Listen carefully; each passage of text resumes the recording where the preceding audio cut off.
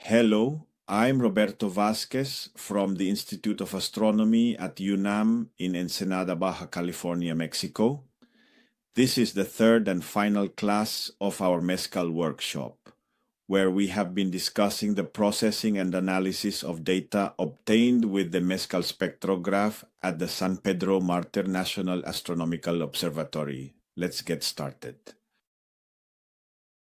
In this last class, we are going to talk about the analysis of the data obtained.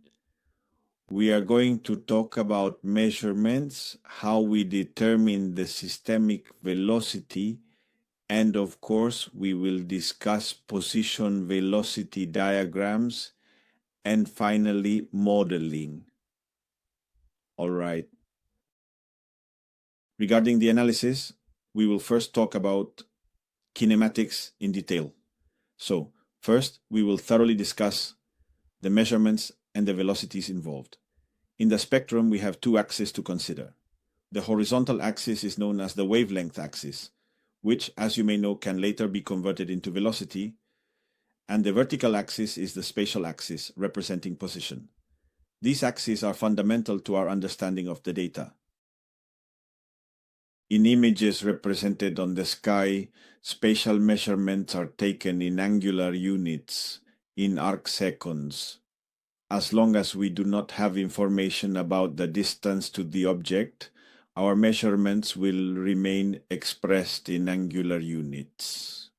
We can measure those angular distances directly in our pixel measurements by multiplying by the plate scale. In the case of the horizontal axis, what we can do is measure either in pixels, which is the raw, uncalibrated measurement, or if our spectra are already calibrated, we can measure directly in wavelength, which gives us a more meaningful, physically relevant value. That can also be converted into velocity. So the measurements can be made directly with the display program. In this case, we have used the one from C9, from SAO image, and then, we make those measurements by multiplying by the factors. When you have to keep in mind that when the data is in binning mode 2 by 2, then the plate scale needs to be adjusted precisely to that size, 2 by 2 or 4 by 4. The case of wavelength is a little more complex, and we're going to see how we need to handle it. We need to take into account what the laboratory wavelength is, because that would be our lambda 0, our reference unit or our reference point with respect to the wavelength measurements, which will help us make the conversions to velocities. As for the velocity measurements, first we are going to observe specifically what wavelength corresponds to the point where we want to measure the velocity. So we are going to use this particular formula where from the wavelength at the specific point that we want to observe, we subtract the laboratory wavelength and then we divide that result by the laboratory wavelength. In other words, that is delta lambda over lambda, and then we multiply this value by the speed of light. This calculation is known as the Doppler effect. This gives us the velocity with respect to the laboratory wavelength, which is a crucial concept in understanding how motion affects observed wavelengths. In this case, to make the necessary measurements, we are using the S-plot routine within the IRAF software, which allows us to make a careful cut in the observed spectrum. By doing this, we can then closely examine the resulting data and observe, in this particular instance, that the spectral line of doubly ionized oxygen at a wavelength of 5007 angstroms clearly shows a splitting. This splitting is produced by the Doppler effect, as expected in such astrophysical observations. So we are going to measure the position of the peaks, and with that we will find the centroid, right? We take an average of that velocity, we find the centroid, and then we can determine what the velocity would be in the central part. That is what we call the systemic velocity. So the usual thing to do in this kind of situation is to make the cut right where the central star is located. and then find out if we have any information or data that allows us to know or determine that, given the symmetry of the object, at least the apparent symmetry that we can observe, we are able to measure what would be the velocity of the central star itself. That's what we refer to as the systemic velocity, which is essentially the velocity at which the entire object as a whole is moving relative to us. The object should have at least axial symmetry and be expanding. Almost any nebula meets these requirements. And of course, we need our high dispersion spectrum, which is the one that's been cleaned of cosmic rays and wavelength calibrated. So we take the y-coordinate of the central star in the spectrum, and that's where we make the S-plot. Most likely over the star, what we'll observe is an expansion process, which, as you can see, appears in that plot as a splitting of the spectral line. And then after that, we carefully measure the wavelength of both of those components. We'll call them lambda 1 and lambda 2. And for clarity, by taking their arithmetic mean in this particular context, that would be the observed wavelength in the system. So we use that observed wavelength, which we have measured in the system in our Doppler formula. And with that calculation, we can directly determine the velocity of the object we are studying. This value that we obtain from the formula is what we call the observed velocity. So since our spectra have a header, if you remember, it's the header of each FITS image file, where important information is stored about the object's coordinates in the sky, where exactly the telescope was pointing during the observation, the date and time of the observation, the observatory name, and so on, etc. All of this metadata is crucial for understanding the context of the data. So we can use the RB-correct routine from the Astutil family, which is part of the broader IRA family of tools to process this information.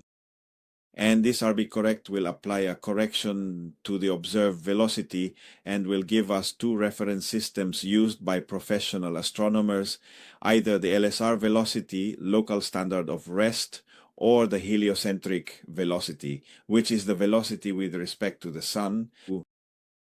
Both velocity references are commonly used in professional astronomy.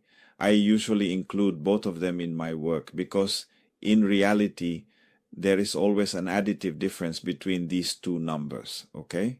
So with that information, we can already determine what we need. Here, for example, I am showing you what the parameters for the RB correct command would look like in practice. You have to be very careful, for example, with the epoch.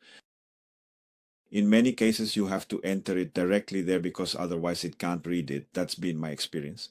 And well, you also have to be careful with the dates there. There is some information that is entered about the Sun. You shouldn't touch that because it's also used as a reference for the program, right? So we can enter the observed velocity if we have a measured value for it, or we can simply leave it as observed equal to 0. By doing this, we can directly find out what the number is that we need to use as a correction factor without making any further changes or adjustments. All right, so now we're going to talk about the expansion velocity. What do we mean by that? Remember, the planetary nebulae are masses of gas expanding, and they usually have a certain symmetry. By axial symmetry, we mean that we're not only going to talk about spherical cases, but also bipolar cases. The spherical case would look something like this, right? In other words, this would be an expansion, right? Where the entire surface, a tiny shell, is expanding. And this would be spherical symmetry. But we also often have elliptical symmetries, which are forming ellipsoids, right? Like an American football, or even what we call bipolar symmetries, you know, those kinds of shapes. I built this little model where I even have a toroid, right? And we can have this tilted in any direction. We observe it and say, a bipolar nebula. And then when we take along one of its axes of symmetry, a slit with the Mezcal spectrograph, if we pass through the central star, we would see the star's continuum. Sometimes you can't see it because it's deep inside the clouds, hidden by the clouds. But if we can actually see the star, we'll see its entire continuum, and then it will be very easy to make the necessary cut right there in that plot and then measure the expansion. And an expansion, you really have to be very, very careful not to accidentally measure it somewhere else, especially in cases when there isn't perfect spherical symmetry, and you must be sure not to measure it anywhere other than directly passing through the central star itself. Because at the central star, even though this has an angle and the velocities we're measuring don't correspond to the equatorial velocity, it doesn't matter for obtaining the systemic velocity. However, for the expansion velocity, we will have to make angle corrections. Of course, we are going to observe around the central star, but then we have to propose a model, right? So the object must have axial symmetry, be expanding, and then we pass through its geometric center, which is where the central star is located. All right, regarding the expansion velocity, we have to be very careful, okay? Remember that with an expansion velocity, since the gas is semi-transparent, we are seeing both components of gas that are moving away from us and those that are approaching us. So there are two regions, two different zones, okay?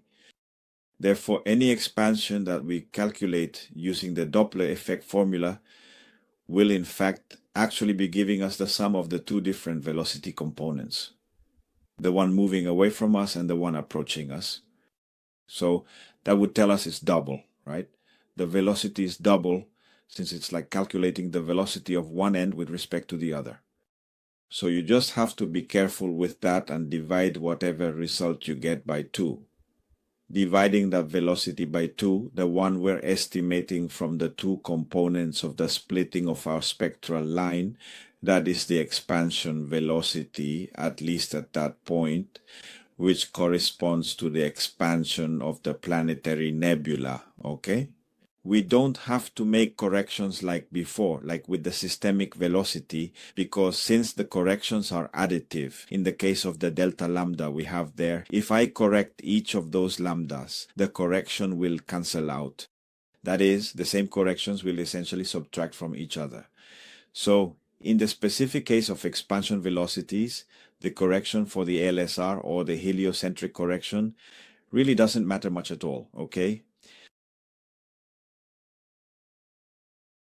It's actually very complicated and can become quite difficult to understand when we're not talking directly about, I don't know, a little sphere or something that's really simple and easy to visualize or describe. It's actually very complicated and in fact quite challenging to obtain velocities because there's a lack of knowledge about the angle of inclination in this particular case. When I have an object like this, right? And I can see more or less a toroid right in front of me. Well, I'm in luck because the toroid, since it's going to be tilted, and since I assume the toroid is a circle, its inclination, its apparent major axis and minor axis, will give me information about the angle, just like in this little drawing, right here in this illustration, as you might notice. If I see the projection of the angle in one direction and not in the other, I can easily get the sine function, for example, which would correct my observed expansion velocity to a real expansion velocity.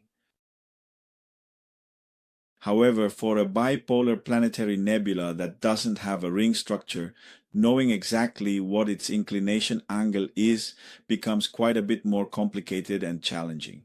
So we have to be especially aware of that particular issue when making and refining our models.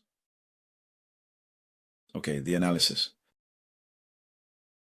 To analyze our spectra, we will use position velocity diagrams, better known as PV diagrams. What do we have to do? Well, in IRAF, something that's more or less simple would be to crop more or less from our large spectrum the section where we can focus on analyzing the emission of the line along with all its structure and all its splitting and so on. The simplest way will be to do an imp copy, and then with imp copy what we do is we copy a box and then we save it as a reference so that we can use it later if needed. It's also sometimes very useful to have a logarithmic image right away. So what I recommend is that you use the imp function command to get a logarithmic image of that spectrum right from the start. Afterwards, we make the position velocity diagram. Many years ago, I used a program called WIP, which was a useful tool for creating scientific plots. Other people used or have used a software called IDL, which stands for Interactive Data Language. Right now, I'm using some Python routines known as mesh tools, which I highly recommend you use, especially if you're interested in working with mesh data or scientific visualizations.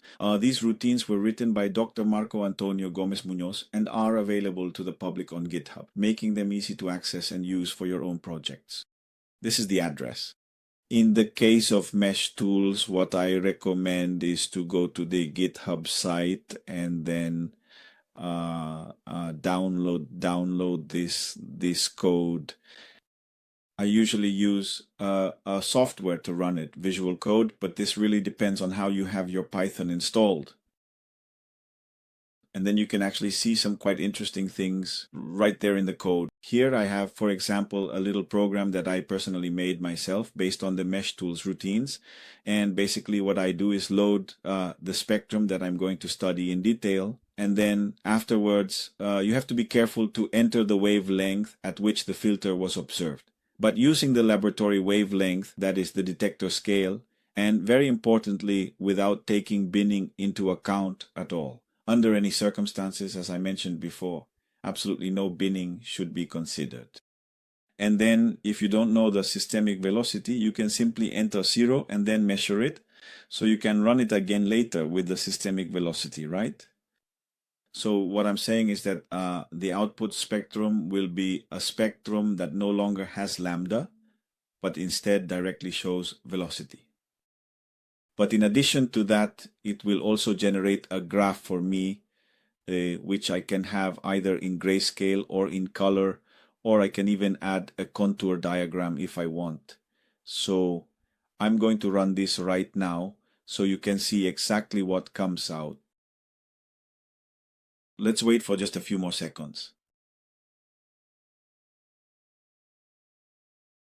And here you have the result, right?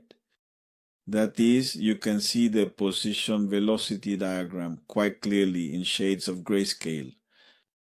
Here it already has relative velocity because I had set a systemic velocity.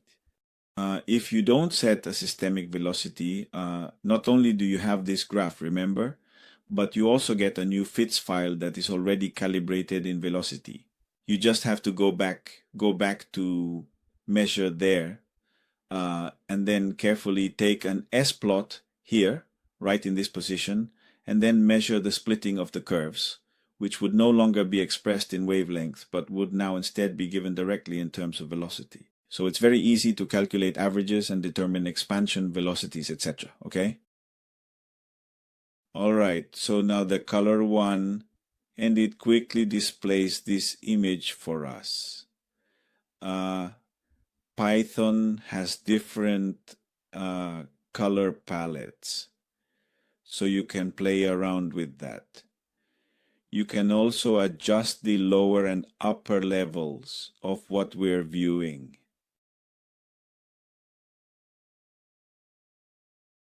If we load the logarithmic image, if we load the linear image, it really depends on our spectrum. But this gives us a powerful tool because in addition, it generates graphs that are already of the quality needed to be submitted to a scientific publication. So if we're working on something for a conference, if we're writing a research article, this can already be used for that, right? You can use any other tool or software that you consider appropriate and suitable for making the graphs, but the most important thing is to have that convenience and flexibility. Okay? Good. So Finally, we have our completed diagram, and now we can carefully observe, for example, where exactly the central velocity is located, the expansion, if there are any condensations present, or some knots in another area, which could also be seen and analyzed. So I'll stop here for now. That's as far as we get with what would be the visualization of our data, right? You can see how step by step we have gone from having our data in IRAF to now having it in a format that actually allows us to show it to people and also make measurements right there directly and efficiently. All right, let's move on to the end then. Now, in this tutorial, we will talk about modeling, and for that, we are going to use the Shape software. Shape is a three-dimensional modeling package designed primarily to support the interpretation of images and spectroscopy, that is, diagrams, position, and velocity. In particular, this refers specifically to the Nebula of the Society. Its original creator was Dr. Wolfgang Steven, and after its creation, it subsequently received significant and valuable support from Dr. Nico Koenig. Both of these distinguished individuals have been continuously and diligently working on the various different versions of Shape. Right now, there is the article which describes the tool in detail, and now we are going to present a model to you. Okay. Basically, Shape, as you can see, shows us all of its features and capabilities right from the very start, in fact, doesn't it? We are going to focus in a very simple way on just two capabilities.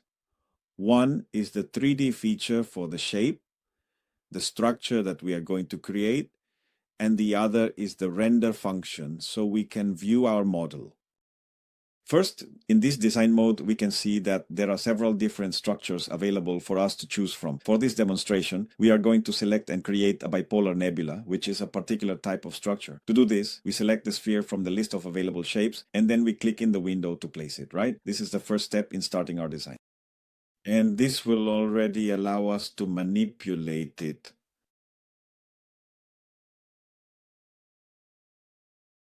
Let's call these the lobes, and let's say that we are going to give these lobes some modifier parameters.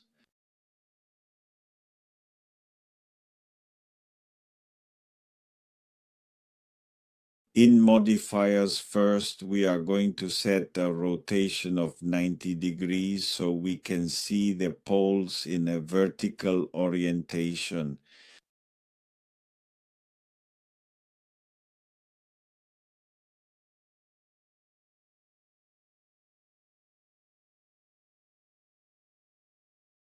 The next modifier we are going to add is an important one, especially because our goal here is to create a nebula. Now, to start with, a planetary nebula is, in its most basic form, a shell. It's a shell of material that surrounds a dying star. So, let's make sure to tell the system that what we want is a shell structure. To do this, we use what's called the shell parameter, which allows us to specify that the shape we want to generate is indeed a shell.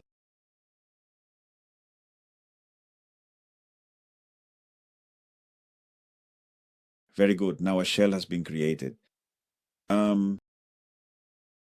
Since we want it to be a bipolar nebula, we're going to use another parameter where we'll squeeze the waist, okay? It's called squeeze. And you see, as soon as I apply it, that's it. You can play around with the squeeze parameter. For example, if you adjust the magnitude of the squeeze, this little graph appears where you can interactively move the points. If you want a narrower waist, you raise this, right? And, well, the lobes can also be made, yes, maybe more collimated, less collimated. You can work your own magic with your models there, okay? More or less. Well, then something that's super important would be the velocity parameter. If what we want to model is a morphokinematic structure, then velocity is one of the most important things. We set the velocity, and velocity will also allow us to edit its magnitude.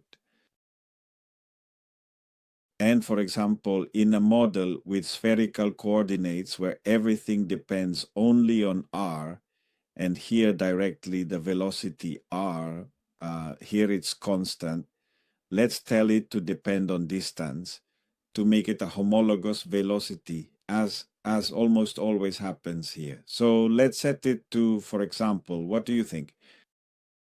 Let the velocity be, for example, approximately twice the distance, just so there's a clear and visible slope, and there it is. So now, at this particular point, we have our mathematical representation or model. This means that the farther away, the faster it goes, okay?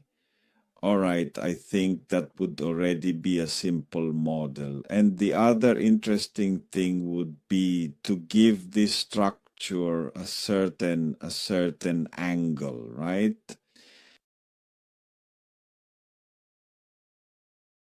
So for that, we're going to set the parameter that determines, for that particular structure, the position angle and the inclination, okay? Now, let's suppose a position angle for that structure, let's say maybe about 30 degrees or so. And suppose, just for the sake of this example, that the inclination angle, which is defined as the angle with respect to our line of sight, that is, the direction from us to the object in question, is, let's say, approximately 40 degrees. That is, the angle between the structure and our viewpoint or our perspective is 40 degrees. And there it is, okay? So that would be our nebula. That's how the image appeared in the sky, just as we observed it, and it continues on from there. So for us to be able to get its position velocity diagram, which will help us better understand the movement and placement of features within the image, we'll go to the render section, right? And there we're going to ask it, there's a window there, but that window is spatial, right? What we actually want, though, is for it to include a window for both position and velocity, okay? So what it shows us on the left side is the slit, and that's exactly where our object will be drawn directly, right there in that specific spot, precisely as you can see, and that's important to notice. So first we're going to take it just like that as is. We're simply going to tell it here, we're going to ask it to please set the slit.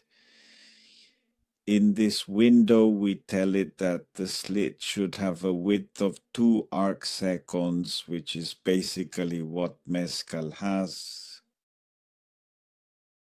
We're going to, I don't know, ask that the sync is also, how about we set the sync to 1.5 arc seconds? It's not very good, but well, there it is. And for now, we're going to leave everything like that. For the velocity, we're going to say our velocity resolution, which we've already estimated, is 5 kilometers per second. And that's it. So with that being said, we could already generate our model. And now at this stage, we just simply need to go ahead and press the shape key. And that's really all there is to it, basically. And there you have it, okay? Look at how on the left, what appears is a representation of the image we're observing and where the slit passes through. And on the right, which is the most interesting part, that's where we have our position velocity diagram. That's how our position velocity diagram would actually look. And that's exactly what we would try to do, just like what we had seen in our previous result, okay? If you start playing around with shape, and watch some of the tutorials out there, you'll realize that it's possible to set a background image. In the case of the left side, you can put the image of the object, and on the side of the position velocity diagram, you can put an image of our position velocity diagram, and then try to make our model fit on top of that. If not, well, by displaying both things together, you can also get even closer to the actual truth. So there are some really interesting and fascinating things you can see here. For example, we can try to carefully adjust the angle, the tilt of our slit in order to pass through the axis. For example, let's set it to 30 degrees of tilt angle, which means we're specifying how much the object is slanted from the horizontal. And now we run shape again to apply this new tilt setting to our object. At this point, if you look at the display, you'll see that the length of our object, which is the measurement along its tilted position, is now shown here, right? We could definitely change it, how about maybe an angle of minus 60 degrees so that it actually passes through 90 degrees, right? Or, well, what do you think? Does that make sense? That way it passes through perpendicularly and you'll only see the expansion of the central part, okay? So there you can see, yes, it's an expansion. I don't know what. You could, for example, raise the slit when you're taking different slits in the planetary. Get, for example, the maximum of the lobe, and there you would have the maximum of the lobe. And not only that, notice how that lobe is shifted toward the red, which means that the object is, in particular, moving away in the northern part, right? If we place a slit in the negative position, we'll see that now it's in the blue, meaning that object is approaching us. Shape has a lot of tools that will help us visualize all of this, okay? So it not only helps us to more clearly and effectively represent what we're actually seeing, but also all of a sudden to really begin to understand things that maybe weren't very easy to observe directly in our data, at first glance. For me, I think it's not just a tool for representation, but it also really helps us interpret and understand our data. Let's do, for example, a quick edit here. It also has the bull as an element, right? So you can also play around with the dimensions of the torus. Yeah, I don't even know. There it is moving. Oh, I think, yes, that's it. This is the inside part here. Imagine a toroid more or less like this one. And then, of course, we're going to apply the same modifications as before. You can also, in this part, the total size of the torus, well, I don't know. What do you think about maybe 30 units or so? It's a little bull. And we're going to put 13 here and now the interesting thing would be, to set the same angles, right? So let's add the modifiers to the toroid. For example, the very first one would be rotation. In order to make it exactly the same as the previous one, first you rotate it by 90 degrees, and then also a position angle, which was 30, and tilt, which was 40, just like before. Just like simply so that our toroid is properly aligned, so that both of these structures are actually aligned, just as if it were a classic bipolar planetary nebula with a toroid, okay? And obviously, well, we're also going to set its velocity. For example, imagine that the velocity of this, wasn't so high, maybe because it's a structure that actually doesn't have, and that is independent from the previous one, and, has a slower velocity. Let's just set it as a 1 over x. Let's say, what do you think about that? A velocity law that also goes as 1 over r, but isn't as intense. And that's it.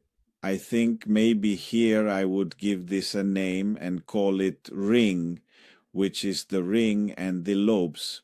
What do you think?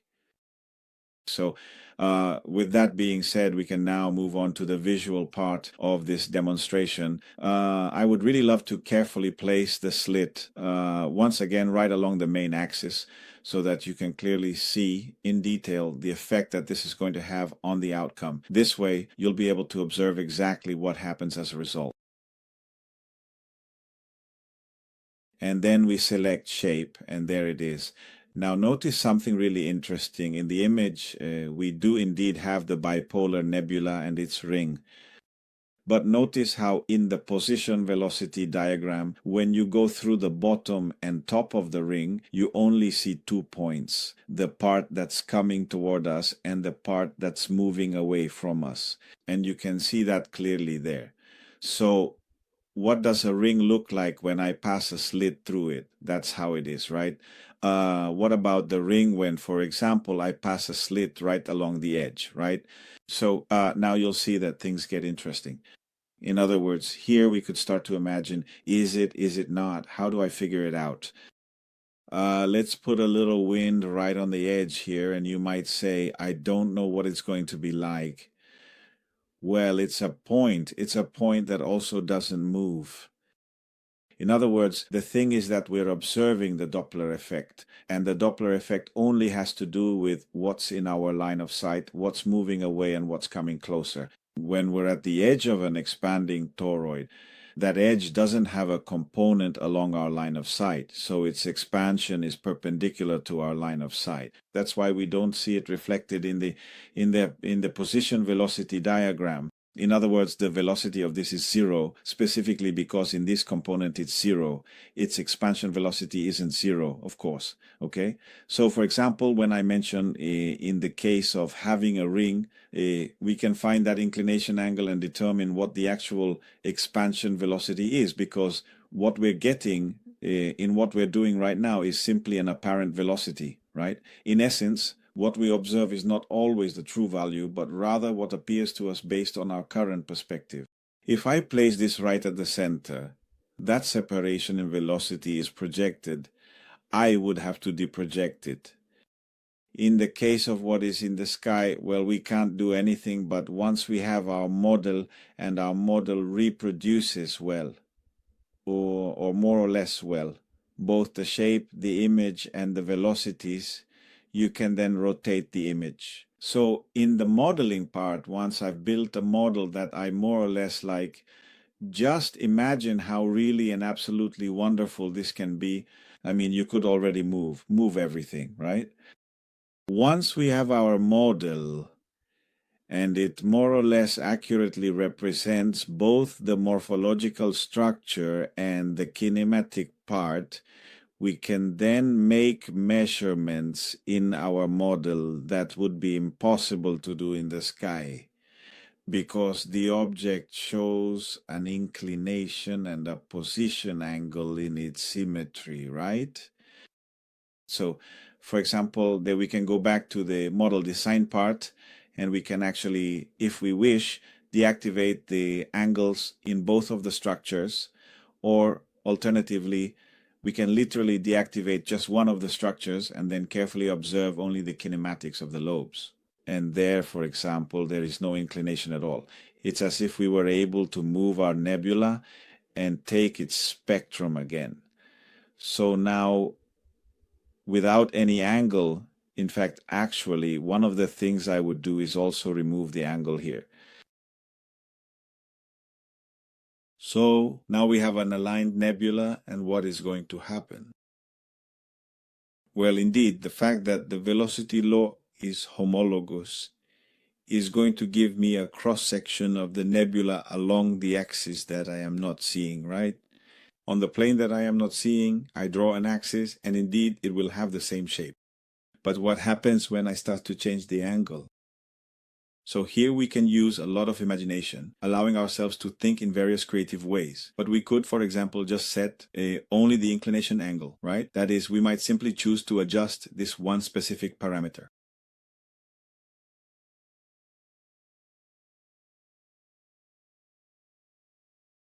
That is, in fact, exactly 40 degrees.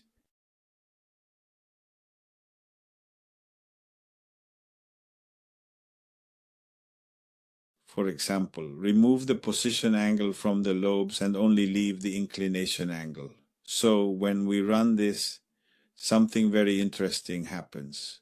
The size decreases in the morphological part, and in the kinematic part, we can see that the lobes are already indicating which one is red shifted, in this case the upper one, and which one is blue shifted, in this case the lower one. We could even, for example, deliberately exaggerate the bipolar case and say that we have an angle of 90 degrees, meaning that we can't tell it's bipolar. We simply see it as round. And when we run it through the program, we can indeed see that the image is round. But we would already be seeing the two lobes, one extremely red shifted and the other extremely blue shifted. bipolar nebulae have been discovered in this way, right? There are so many objects that indeed some of them have a symmetry that makes them appear round. But it turns out that what we're actually seeing is in fact a bipolar object, one of these fascinating structures viewed along the direction of its axis of symmetry. So with this software, we have a very useful tool not only to understand or model a single object, but also to grasp the general issues that arise when we're working with projected data.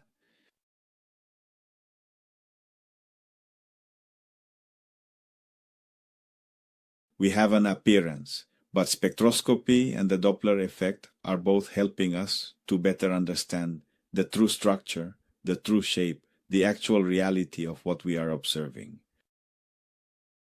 So I am extremely grateful to Professor Stephen and Koning because in addition, their user community is very well supported whenever we have a question or a problem, and this has led to a large number of publications which can also be found on their website.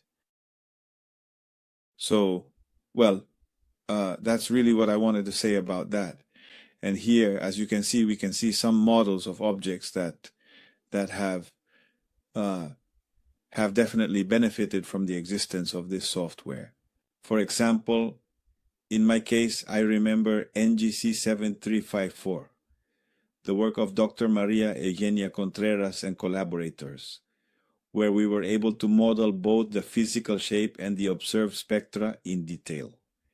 Here are works by other colleagues as well, right?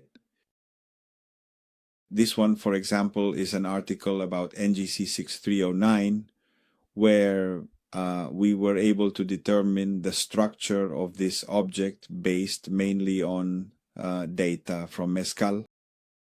In this other work I mentioned by Dr. Contreras, we specifically studied NGC 7354. Here are the slits of the object. And in particular, we also have the simulation. There it is, for example, we have the image already, the data processed with shape, and here we have the real image and the real spectrum compared to the modeled image and the modeled spectrum. We also have the article on NGC 6058, where we initially thought it was simply a very round nebula, but as it turns out, it actually had a complex system made up of several distinct structures. Here as well are the detailed observations and also the modeling of the collected data. So finally, what I can tell you is that using this tool can really allow us to do many different things. Here is, for example, the case of NGC 2818, in which we made a simple model, and 10 years later, another research group, giving us credit for what we did, used new data and another type of images and managed to do something fascinating, a much more complex model of what is happening in this object. Finally, what I want to mention is that the Mezcal instrument has been very important and significant for astronomy in Mexico because it has allowed us to learn and discover many things about planetary nebulae and in general about other objects whose morphokinematic structures have also been studied in detail. Notably, this instrument has contributed greatly to our understanding,